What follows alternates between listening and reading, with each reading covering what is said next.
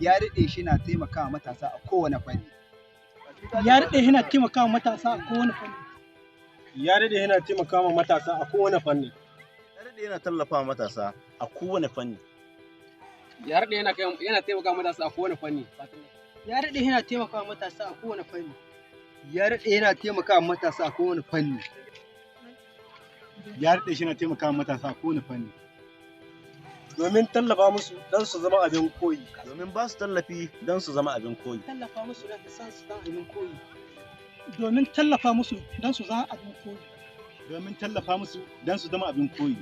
Lokaci ya yi da za mu mai da halacci matasa. Yanzu lokaci ya yi da za mu mai da halacci iyayenmu. Yanzu lokaci ya yi da za mu nuna halacci yannanmu. Yanzu lokaci ya yi da za mu nuna halacci. Yanzu lokaci ya yi da mai da halacci kannanmu. Yanzu lokaci ya yi da za mu nuna halacci matanmu. Yanzu lokaci ya yi da za mu mai da halacci al'umma. Assalamu alaikum. Sunana Awaisu Adamu. Sunana Asim Muhammad Shatima. Sunana Anas M Musa. Sunana Sadiq Yusuf Bello. Marafan GT. Sunana Lahatu Garba. Sunana Nura Muhammad. Sunana Abdullahi Auta. Sarkin yaƙin GTD. Ina mutanenmu na Isa, birni da ƙauyuka ga namu. Ina mutanen sabon birni ga naku. Ina mutanen Illela ga naku. Ina mutanen Gwadabawa ga naku. Ina mutanen Gada ga naku. Ina mutanen Wurno ga naku ga naku. Jama'a ina mutanen Gwaranyo. Ibrahim Lamido Isa ga namu ɗan gida no bako. Ku sani mutanen Wurno Ibrahim Lamido shine amsa.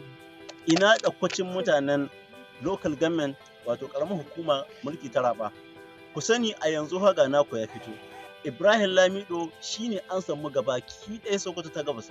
Saboda haka shekara ta 2023 sai Ibrahim Lamido. Ƙungiyar Bilhas tana kiran rukun mutanen Sokoto ta gabas. Ibrahim Lamido shine amsa mu.